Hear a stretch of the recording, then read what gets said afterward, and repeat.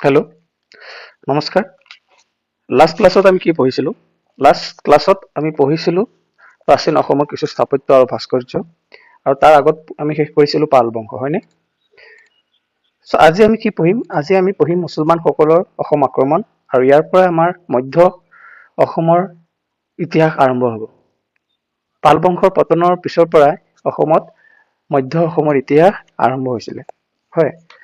আমি আজি ষ্টাৰ্ট কৰোঁ মধ্য অসমৰ ইতিহাস আৰু মুছলমানসকলৰ আক্ৰমণ। কি হৈছিলে? পাল বংশৰ পতনৰ লগে লগে কামৰূপ ৰাজ্যখন বিভিন্ন সৰু সৰু ভাগত বিভক্ত হৈ গৈছিলে, অকে। আৰু সেই সময়ত কি আছিলে? পুৰণি প্ৰশাসনৰ অধীনত কিছুমান বিশেষ অঞ্চলৰ ৰাজহৰ মূল্যায়নৰ দায়িত্ব এক প্ৰকাৰ বিশেষ বিষয়াৰ এটা শ্ৰেণীৰ ওপৰত দিয়া হৈছিলে। মানে পুৰণি প্ৰশাসনৰ অধীনত কি হৈছিলে? কিছুমান বিশেষ অঞ্চলৰ ৰাজহৰ মূল্যায়নৰ দায়িত্ব অৰ্পণ কৰা হৈছিলে কিছু বিষয়াৰ ওপৰত, আৰু সেই বিষয়াসকল শক্তিশালী মাটিৰ মালিক হৈ গুৰুত্বপূৰ্ণ ৰাজনৈতিক ক্ষমতা প্ৰয়োগ কৰিছিলে, আৰু তেওঁলোকে নিজকে কি বুলি কৈছিলে? ভূঞা বুলি কৈছিলে, অকে। চাবা, ইয়াত যে আছে, দেখা পাই আছা মেপত, বাৰ ভূঞা, বক ভূঞা। এই কামৰূপ ৰাজ্য পাল বংশ পতনৰ লগে লগে এনেকুৱা কিছু সৰু সৰু মানে ভাগত বিভক্ত হৈছিলে, আৰু সৰু সৰু ভাগত যে বিভক্ত হৈছিলে তাৰে বিষয়াসকলৰ কিছু সংখ্যক অঞ্চলৰ ৰাজহৰ মূল্যায়নৰ দায়িত্বত আছিলে, অকে। আৰু তেওঁলোক কি হৈছিলে? বিশেষ মাটিৰ মানে মালিক হৈ গুৰুত্বপূৰ্ণ তেওঁলোকে ৰাজনৈতিক ক্ষমতা প্ৰদান কৰা আৰম্ভ কৰিছিলে, আৰু তেওঁলোকে নিজকে ভূঞা বুলি কৈছিলে। তো আমি অসমৰ মধ্যকালীন ইতিহাসত সেই ভূঞাসকলেও ৰাজ কৰা আমি গম পাম। তেওঁলোকৰ মাজৰ পৰা এজন দুজনে মানে কি কৰিছিলে? কামৰূপ শাসন কৰিছিলে, অকে। আৰু সেই সময়ত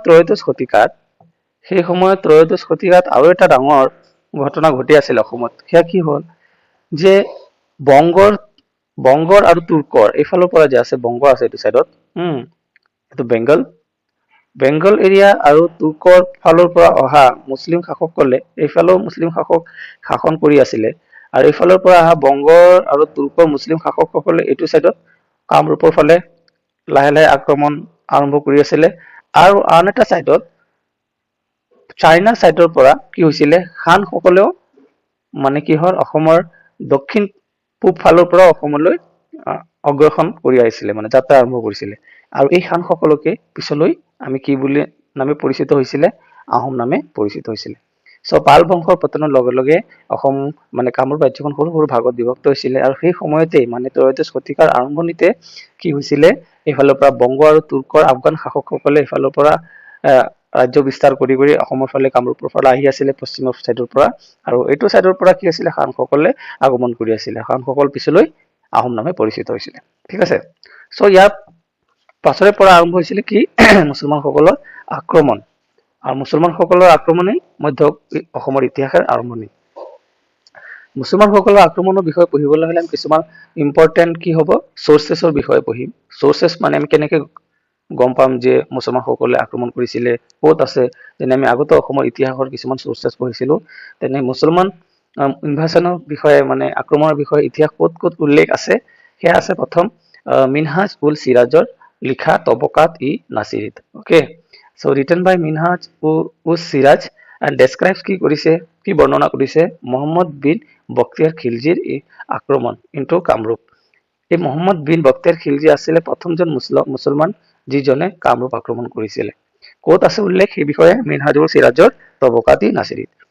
প্ৰশ্ন আহি যাব পাৰে যে তবকাত-ই-নাছিৰী কোনে লিখিছিলে? মিনহাজুল চিৰাজে। আৰু প্ৰথমজন মুছলমান কোন হয় যিজনে অসম বা কামৰূপ আক্ৰমণ কৰিছিলে? সেইজন হ'ব কি?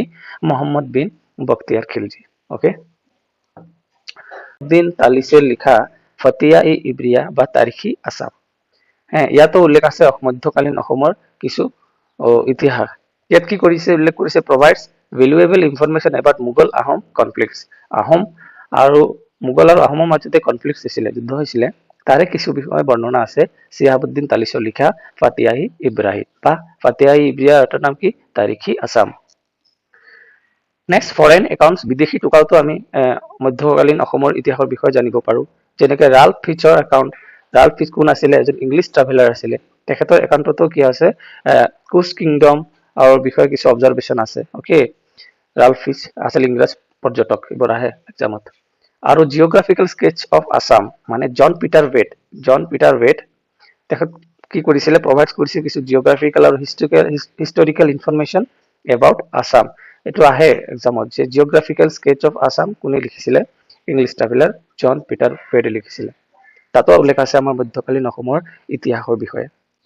চ' ওৱান লাইনাৰ ৰিভিজন যদি আমি কৰো for exam point of view, যে তাবাকাত ই নাছিৰী কোনে লিখিছিলে? মিনহাজুল চিৰাজে। কি ডেছক্ৰাইব কৰিছে? Bakhtiyar Khilji ইনভাজন of Kamrup.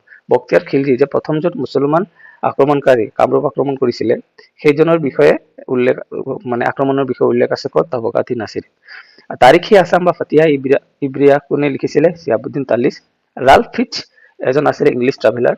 Geographical sketch of Assam কোনে লিখিছিলে? John Peter weight.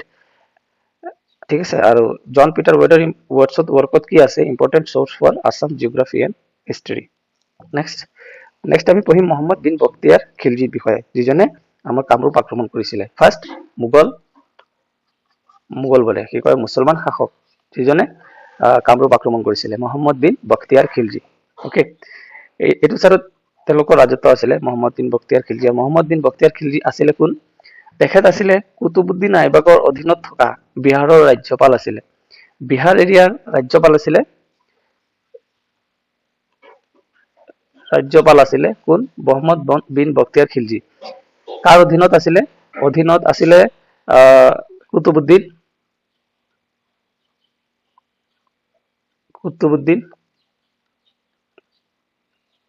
আইবাকৰ অধীনত ৰাজ্যপাল আছিলে কোন? বিহাৰৰ ৰাজ্যপাল।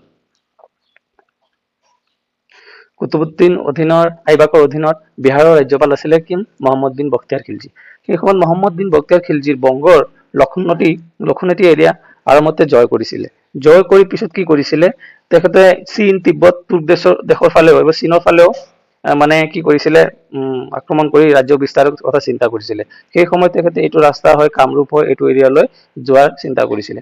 ঠিক আছে, আৰু সেই সময়ত কি কৰিছিলে? এইফালে ৰাস্তা যোৱাৰ কাৰণে ৰাস্তা দেখাবলৈ হেল্প কৰিছিলে এজন মেক মুখিয়াল বুলি। আৰু মেক মুখিয়ালক তেখেতে প্ৰথম মুছলমান ধৰ্ম গ্ৰহণ মানে দিছিলে আৰু কি, আলিমেছ। মুছলমান ধৰ্ম দি তেখেতৰ নাম দিছিলে আলিমেছ। চ' মিনহাজ উল চিৰাজে তবকাত ই নাছিৰীত এই অভিযানৰ বিৱৰণ দিছে, মানে মহম্মদ বিন বখতিয়াৰ খিলজিৰ আক্ৰমণৰ বিষয়ে মিনহাজুল চিৰাজে তবকাত ই নাছিৰীত বৰ্ণনা দিছে। তো 1205 চনত বা 1205 খ্ৰীষ্টাব্দত কামৰূপ আক্ৰমণ কৰিছিল মহম্মদ বিন বখতিয়াৰ খিলজিয়ে। আৰু আলিমেছ আছিল ইছলাম গ্ৰহণ কৰা প্ৰথম অসমীয়া। এই আলিমেছ মুছলমান ধৰ্ম গ্ৰহণ কৰাৰ পিছত তেখেতৰ নাম হৈছে আলিমেছ। তাৰ আগত মেক কি আছিলে? মেক মুখিয়ালৰ সেৱা লাভ কৰিছিলে মানে কি? এইফালে যে অসম হৈ এইফালে চীনৰ তিব্বতৰ ফালে আক্ৰমণ কৰাৰ কাৰণে তেখেতে ৰাস্তা বিচাৰি ফুৰিছিলে, এই ৰাস্তা দেখুৱাত সহায় কৰিছিলে কি কয় আলিমেছ। অ'কে, বা মেক মুখিয়ালে। আৰু তেওঁৰ সেনাবাহিনী ৰজা পৃথুৰ হাতত পৰাস্ত হৈছিলে। মানে সেই সময়ত কামৰূপৰ ৰজা কোন আছিলে? পৃথু। এইটো ইম্পৰ্টেণ্ট হয় যে মহম্মদ বিন বখতিয়াৰ খিলজিয়ে যেতিয়া কামৰূপ আক্ৰমণ কৰিছিলে, সেই সময়ত কামৰূপৰ ৰজা কোন আছিলে? পৃথু। পৃথুৰ সেনাবাহিনীয়ে মহম্মদ বিন বখতিয়াৰ খিলজিক পৰাস্ত কৰিছিলে। আৰু প্ৰত্যাৱৰ্তনৰ পথত তেওঁৰ মন্ত্ৰী আলী মৰ্দানে তেওঁক হত্যা কৰে। যেতিয়া মহম্মদ বিন বখতিয়াৰ খিলজি তাৰ পৰা পলাই গৈছিলে, পলাই যোৱাৰ পিছত তেওঁৰ মন্ত্ৰী আলী মৰ্দানে मोहम्मद बिन बख्तियार खिलजी हत्या কৰিছিলে। ओके, फॉर द नॉन असमी स्टूडेंट्स, हाँ लेफ्ट साइड में मैं क्या दिया हूँ, कुछ पॉइंट्स दे दिया हूँ, सब तुम लोग पढ़ लेना। ओके, তাৰ পিছত মহম্মদ বিন বখতিয়াৰ খিলজিৰ পিছত অসম আক্ৰমণ কৰিছিলে দ্বিতীয়জন, সেইজন হল কোন? গিয়াসুদ্দিন ইৱাজ খিলজি। গিয়াসুদ্দিন ইৱাজ খিলজিয়ে নেক্সট আক্ৰমণ কৰিছিলে অসম। তেখেতৰ বিষয়ে অলপমান পঢ়ো। গিয়াসুদ্দিন ইৱাজ খিলজি তেখেত আছিলে কোন? তেখেত আছিলে ইলতুৎমিছৰ অধীনত বংগৰ ৰাজ্যপাল।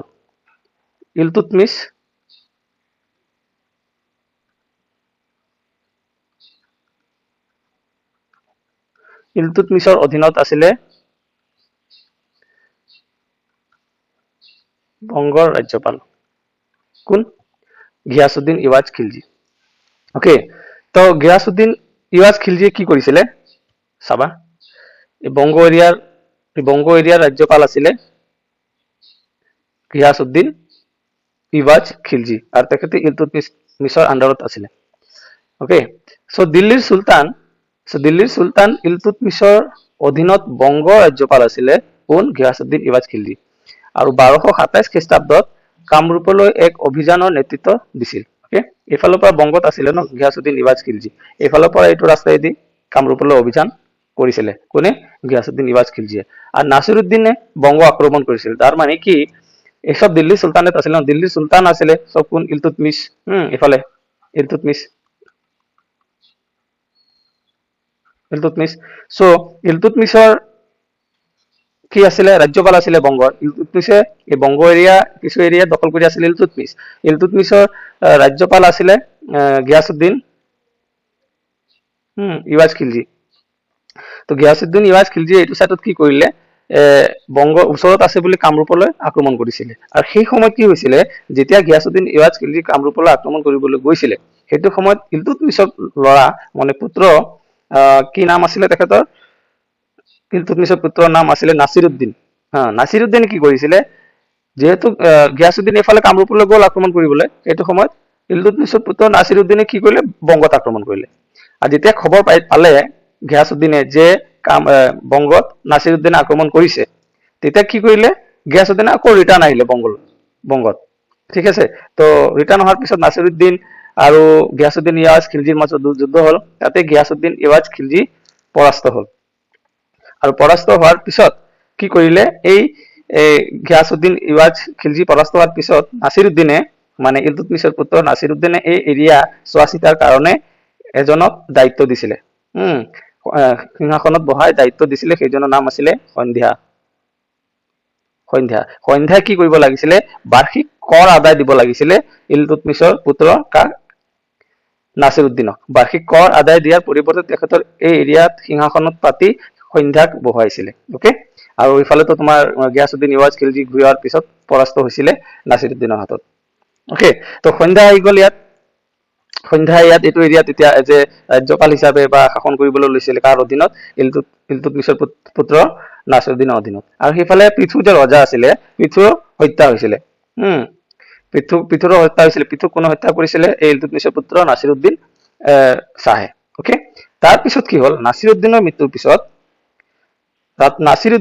পিছত কি কৰিছিলে বাৰ্ষিক কৰ দিয়া আছিলে সন্ধ্যাই এইফালে নাছিৰুদ্দিনক কিন্তু নাছিৰুদ্দিনৰ মৃত্যুৰ পিছত সন্ধ্যাই কৰ দিয়া বন্ধ কৰি দিলে সন্ধ্যাই কৰ দিয়া বন্ধ কৰি নিজকে ইণ্ডিপেণ্ডেণ্ট স্বাধীন ৰাজা হিচাপে ঘোষণা কৰিলে আৰু সন্ধ্যাই কি কৰে সেই সময়ত এইটো এৰিয়াত চুতীয়া ৰাজ্য আছিলে ওকে এইটো এৰিয়াত চুতীয়া ৰাজ্যৰ লগত অসমৰ কি কৰিছিলে সন্ধ্যাই এক বৈবাহিক সম্পৰ্ক স্থাপন কৰিছিলে আৰু মিত্ৰতা কৰিছিলে সেই সময়ত সো ইয়াত চাবা ইৱাজ খিলজিক নাছিৰুদ্দিনে হত্যা কৰে তাৰ পিছত নাছিৰুদ্দিনে বংগত শাসন কৰিছিল আৰু সেই সময়ছোৱাত তেওঁ পৃথুক হত্যা কৰি আৰু বাৰ্ষিক কৰ পৰিশোধ কৰাৰ চৰ্তত তেওঁৰ উত্তৰাধিকাৰী সন্ধ্যাক সিংহাসনত অধিষ্ঠ কৰিছিলে ওকে তাৰপিছত কি হ'ব তুঘিল খানৰ অসম আক্ৰমণ তো সন্ধ্যা যেতিয়া সিংহাসনত বহাৰ পিছত নাছিৰুদ্দিনৰো মৃত্যু হ'ল নাছিৰুদ্দিনৰ মৃত্যু হোৱাৰ পিছত নেক্সট আক্ৰমণ কৰিছিলে তুঘিল খানে কৰিছিলে অসম আক্ৰমণ তো সন্ধ্যাই গৌড়ৰ কিছু অংশ দখল কৰিছিলে সেই সময়ত সন্ধ্যা যেতিয়া এই বংগৰ এৰিয়াত যেতিয়া বহিছিলে তাৰপিছত তাৰ পৰা গৌড়ৰ কিছু অংশ সন্ধ্যাই জয় কৰিছিলে এইটোৱে বেংগলৰ এটা পাৰ্ট এইটো অংশ জয় কৰি তেখেতে কি কৰিছিলে গৌড়েশ্বৰ উপাধি গ্ৰহণ কৰিছিলে সন্ধ্যাই মনত ৰাখিবা যে এক্সামত সোধে যে সন্ধ্যাই কি উপাধি গ্ৰহণ কৰিছিলে গৌড় দখল কৰি গৌড়েশ্বৰ উপাধি গ্ৰহণ কৰিছিলে তাৰপিছত কি হ'ল 1257 খ্ৰীষ্টাব্দত সেইটো সময়ত বংগৰ ৰাজ্যপাল আছিলে বংগতো ডাঙৰ এৰিয়া আছিলে ন তাৰে এটা এৰিয়া গৌড় সন্ধ্যাই দখল কৰি গৌড়েশ্বৰ নাম লৈছিলে আৰু কিছু এৰিয়াত বংগৰ ৰাজ্যপাল আছিলে কোন সেই সময়ত তুঘিল খান আৰু তুঘিল খানে তেওঁৰ বিৰুদ্ধে অভিযান আৰম্ভ কৰিছিলে মানে যুদ্ধ কৰিছিলে কাৰ বিৰুদ্ধে সন্ধ্যাৰ বিৰুদ্ধে আৰু সন্ধ্যাই প্ৰতিৰোধ নকৰাকৈ পলাই গৈছিলে সেই সময়ত প্ৰতিৰোধ কৰিব পৰা নাছিলে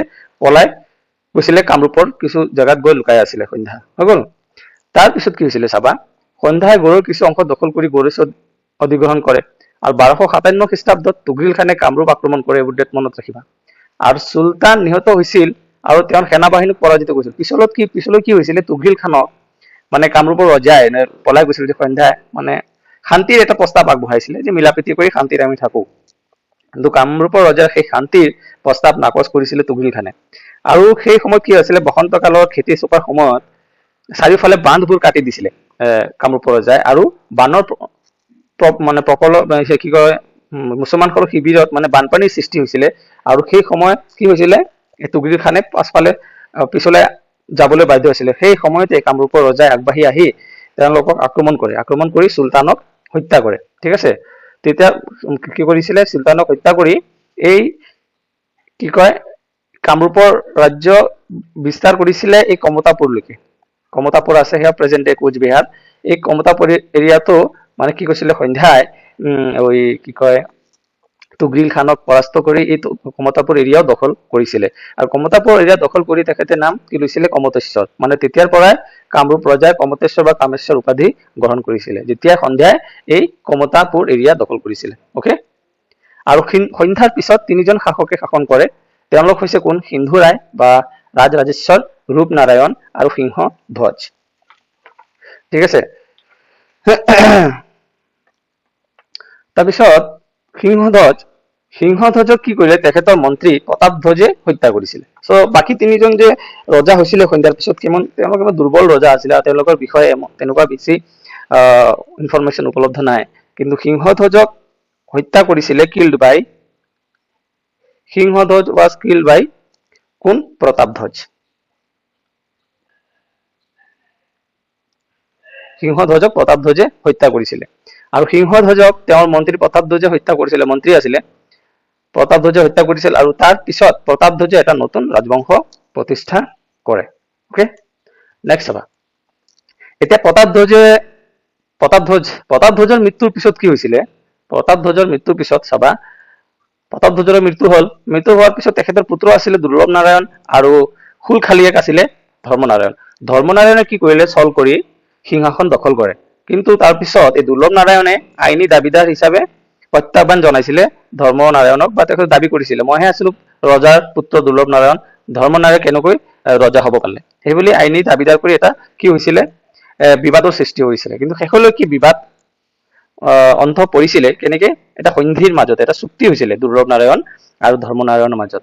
তাৰে প্ৰতাপধ্বজৰ যিটো এৰিয়া আছিলে তেখেতৰ ৰাজ্য, সেই এৰিয়া দুটা ভাগত ভাগ হৈছিলে। তাৰে এটা ভাগ পাইছিলে দুৰ্লভ নাৰায়ণে, আৰু এটা ভাগ পাইছিলে কোনে, ধৰ্মনাৰায়ণে। এইফালে মেপ আছে, দুৰ্লভ নাৰায়ণৰ টেৰিটৰী, ধৰ্মনাৰায়ণৰ টেৰিটৰী। অকে, তো দুৰ্লভ নাৰায়ণৰ আণ্ডাৰত কমতাপুৰ এৰিয়া আৰু তাৰে কিছু ৰিলেটেড এৰিয়া আহিছিলে, আৰু ধৰ্মনাৰায়ণৰ আণ্ডাৰতো কিছু এৰিয়া গৈছিলে। চ' কি হ'ল, সেই চুক্তি মতে দুয়োৰে মাজত এটা চুক্তি হৈ বিবাদৰ অন্ত পৰিছিলে। সেই চুক্তি মতে ধৰ্মনাৰায়ণে 14টা বিদ্বান ব্ৰাহ্মণ আৰু কায়স্থ পৰিয়ালক দুৰ্লভ নাৰায়ণৰ ৰাজ্যলৈ পঠিয়াইছিল, যাৰ নেতা আছিল শংকৰদেৱৰ পিতামহ কায়স্থ চণ্ডীবৰ। মানে তেখেত কায়স্থ আছিলে, নাম আছিলে চণ্ডীবৰ।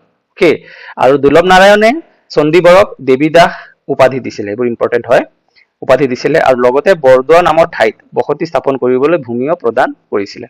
হ'ব, চ' দুৰ্লভ নাৰায়ণৰ দৰবাৰত থকা মহান কবিসকল কোন কোন আছিলে, হেম সৰস্বতী, কবিৰত্ন সৰস্বতী আৰু হৰিহৰ বিপ্ৰ। ইয়াৰ পৰা প্ৰশ্ন দেখিবলৈ পোৱা যায় দেই।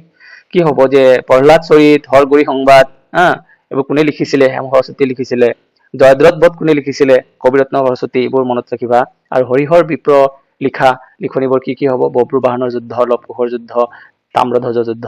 অকে, এইবোৰ ইম্পৰ্টেণ্ট হয়, মই MCQs ৰাখিছো পিছলৈ, নোটছ হিচাপে এইবোৰ পঢ়িবা, বহুত ইম্পৰ্টেণ্ট, এক্সামত আহে। তাৰ পিছত কি হ'ব, দুৰ্লভ নাৰায়ণৰ পিছত দুৰ্লভ নাৰায়ণৰ পুত্ৰ আছিলে কোন, ইন্দ্ৰনাৰায়ণ। অকে, চ' ইন্দ্ৰনাৰায়ণক পঞ্চগড়েশ্বৰ বুলি ইয়াত লিখি দি আছো, কোৱা হয়। তো ইন্দ্ৰনাৰায়ণৰ শাসন কালত কি হৈছিলে, চিকন্দৰ শাহ, মানে দুৰ্লভ নাৰায়ণৰ পিছত তেওঁৰ পুত্ৰ ইন্দ্ৰনাৰায়ণে ৰাজত্ব আৰম্ভ কৰে। আৰু গম পোৱা মতে সেই সময়ত চুলতান চিকন্দৰ শাহে অসমলৈ নেতৃত্ব আগবঢ়াইছিল, মানে অভিযান চলাইছিল, আক্ৰমণ কৰিছিল।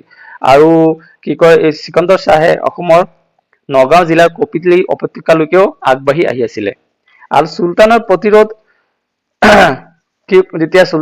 যেতিয়া আক্ৰমণ কৰিছিল চিকন্দৰ শাহে যেতিয়া অসম আক্ৰমণ কৰিছিল, তেতিয়া তেখেতক প্ৰতিৰোধ কৰিবলৈ সেই যে ভূঞাসকল কৈছিলো, ভূঞাসকলেও মানে আগবাঢ় লৈছিলে, উদ্যোগ লোৱা যেন লাগে সেই সময়ত। অকে, আৰু কি হ'ল, সেই সময়ত ইন্দ্ৰনাৰায়ণে বৰ ভালকৈ মানে প্ৰতিৰোধ কৰিব পৰা নাছিলে, কাক, চিকন্দৰ শাহক। আৰু ফিৰোজ শ্বাহে বংগ আক্ৰমণ, সেই সময়ত ফিৰোজ শ্বাহেও কি কৰিছিলে, বংগ আক্ৰমণ কৰিছিলে। যেতিয়া চিকন্দৰ শ্বাহে এইফালে কামৰূপলৈ আক্ৰমণ কৰি নগাঁও জিলাৰ কপিলী উপত্যকালৈকে আগবাঢ়ি গৈ আছিলে, সেই সময়ত আকৌ বংগ এৰিয়াত কোনে আক্ৰমণ কৰিছিলে, ফিৰোজ শ্বাহে। আৰু চিকন্দৰ শ্বাহে সেই সময়ত কি হ'ল, যেতিয়া দেখিলে চিকন্দৰ শ্বাহে ইফালে কামৰূপ আক্ৰমণ কৰিলে, আকৌ ইফালৰ পৰা আহি ফিৰোজ শ্বাহে এটা বংগ আক্ৰমণ কৰিলে। তো ফিৰোজ শ্বাহ বংগত অহা দেখি আকৌ চিকন্দৰ শ্বাহ এফালে ৰিটাৰ্ণ আহিল। অকে,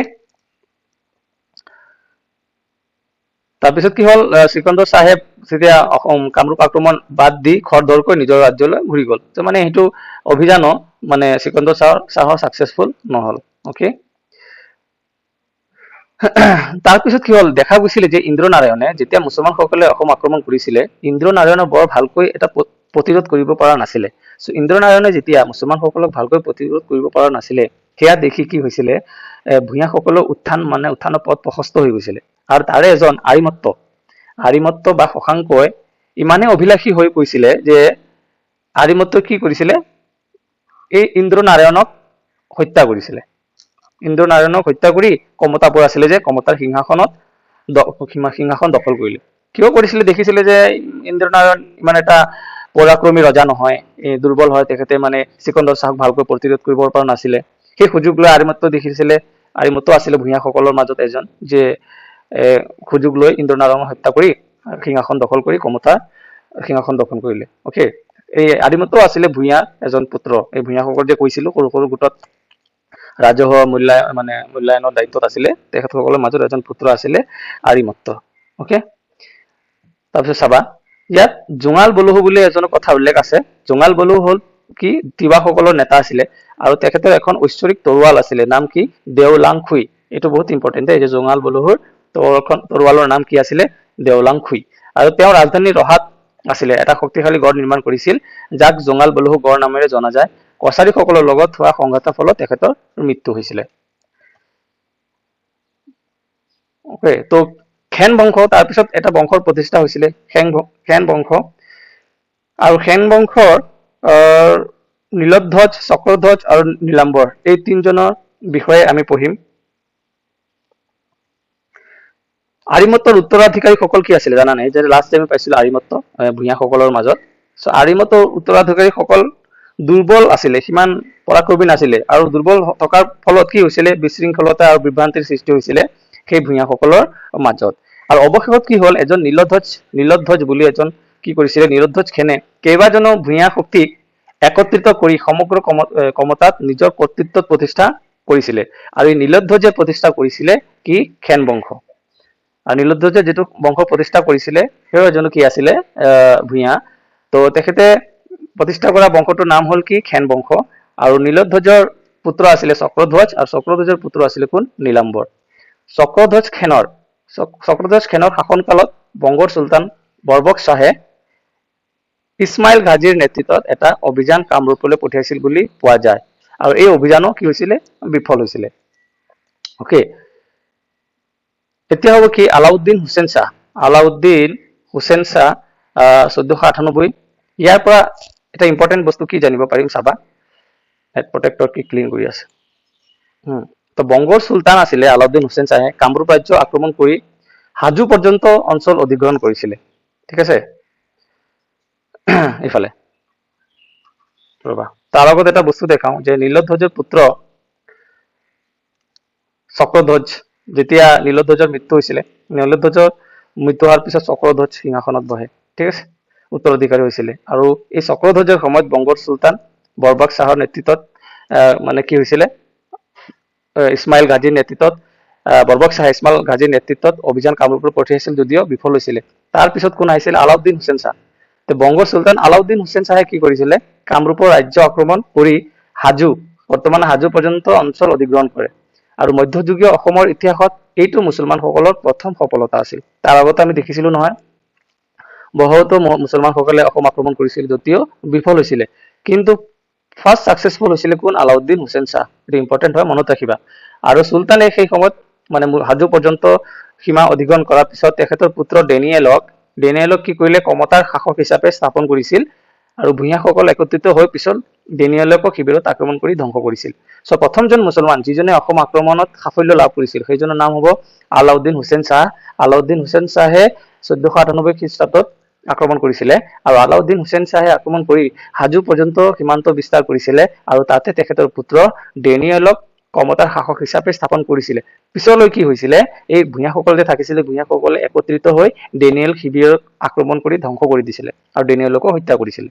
আৰু আলাউদ্দিন হুছেইন শাহৰ গিয়াছুদ্দিন আউলিয়া নামৰ এজন সেনাপতিয়ে কি কৰিছিলে হাজোত এটা মছজিদ নিৰ্মাণ কৰিছিলে। সেই সময়ত আলাউদ্দিন হুছেইন শাহৰ সেনাপতি এজন আছিলে নাম কি গিয়াছুদ্দিন আউলিয়া।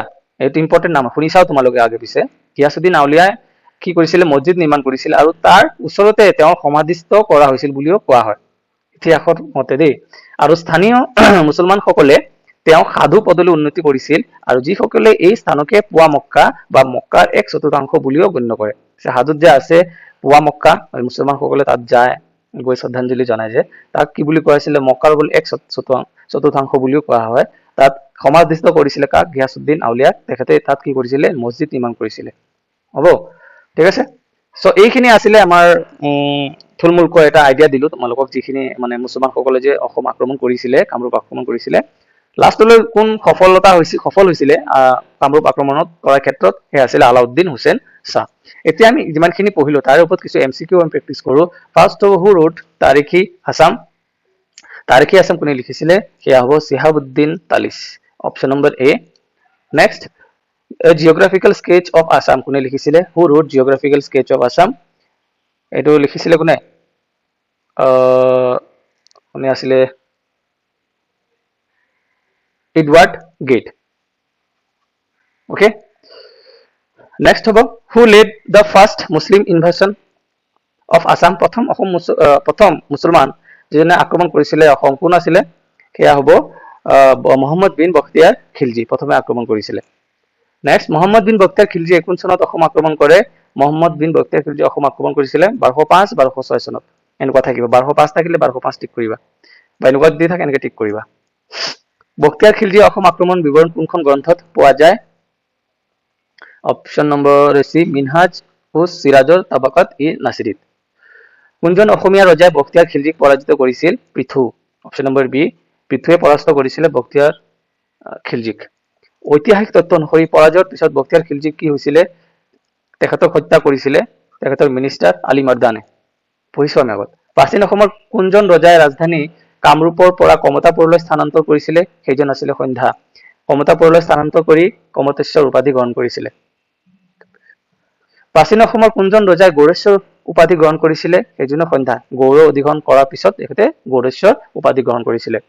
আৰু দুৰ্লভ নাৰায়ণে চণ্ডীবৰক কোন উপাধি প্ৰদান কৰিছিলে Devidas. Option number C. Kabiratna সৰস্বতীয়ে কোনখন গ্ৰন্থ ৰচনা কৰিছিলে কবিৰত্ন সৰস্বতীয়ে জয়দ্ৰত বধ ৰচনা কৰিছিলে।